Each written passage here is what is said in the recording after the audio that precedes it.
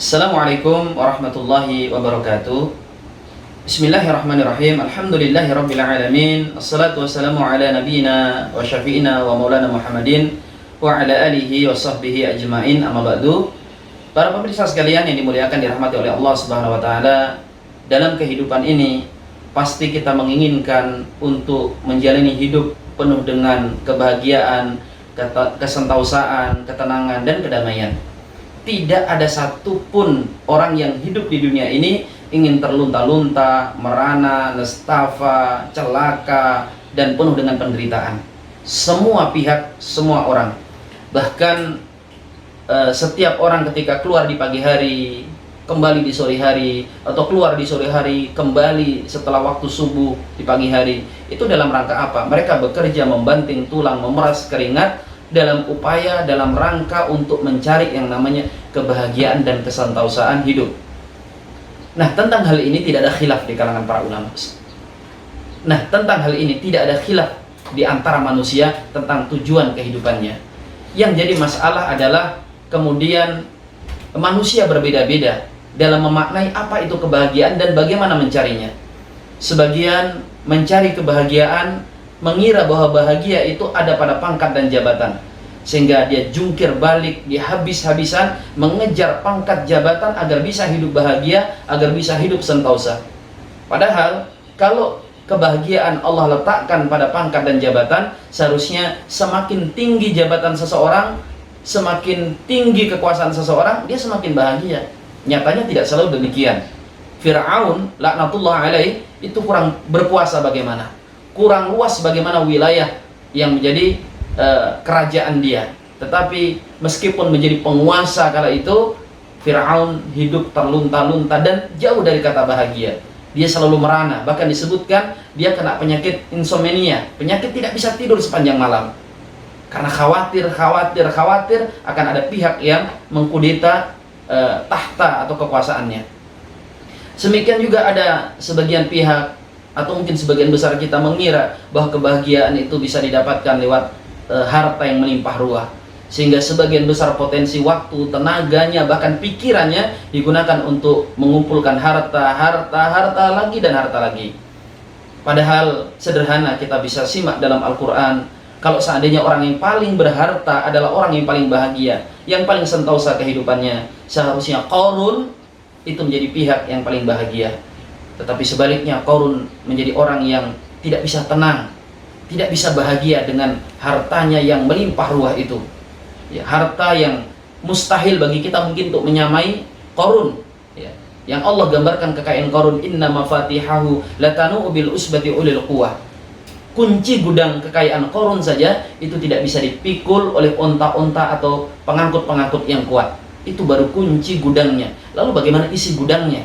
Kalau hari ini ATM-nya itu sampai numpuk-numpuk di rekening manapun, baik nasional apalagi internasional, di Bank Swiss dia punya rekening, dia punya tabungan dalam jumlah yang banyak, tapi tidak bahagia. Puncaknya Qarun Allah tenggelamkan ke dasar bumi beserta harta kekayaannya. Itu kenapa sampai hari ini menjadi bahasa kita ketika ada orang gali tanah ketemu harta, ketemu emas, disebut dengan harta karun atau harta Qarun. Demikian juga dengan yang lainnya.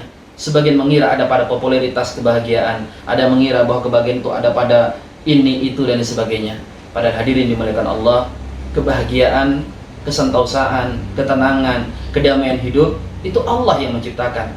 Maka bertanyalah kepada pihak yang Maha Pencipta, dan Allah telah menjelaskan kepada kita di mana dan bagaimana kebahagiaan itu.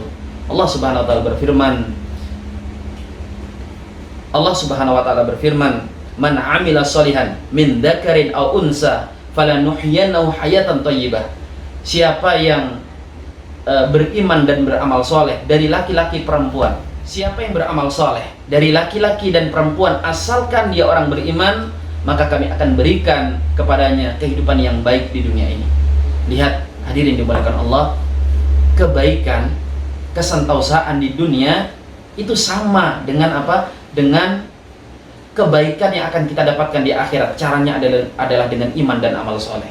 Sehingga dari Sehingga dari ayat ini dan juga dari ayat-ayat dan dalil-dalil yang lain, sebenarnya kebahagiaan, kesantausaan dan kedamaian yang hakiki dalam kehidupan di dunia ini itu satu arah melangkah mencarinya dengan kebahagiaan dan kesantausaan negeri akhirat. Jadi kalau kita bahagia di dunia, insya Allah Allah berikan kita bahagia di akhirat. Selama ini kita memahami bahwa antara dunia dan akhirat itu beda arah mencari, beda cara mengumpulkannya. Selama ini kita memahami bahagia dunia dan bahagia akhirat itu berbeda. Jika kita ingin mencari akhirat, belok kanan. Kalau ingin mencari dunia, belok kiri. Tidak. Orang, kalau dia beriman dan beramal soleh, dia menjadi orang yang bertakwa kepada Allah, dia akan diberikan oleh Allah Ta'ala kebahagiaan di dunia ini, lebih-lebih nanti di akhirat.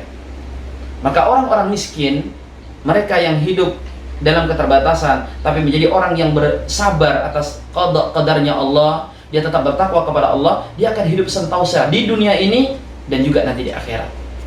Demikian juga orang-orang kaya yang mereka bersyukur kepada Allah atas nikmat-nikmat yang diberikan kepada mereka, mereka sentausa dengan kekayaannya dan nanti akan diberikan kebahagiaan di negeri akhirat.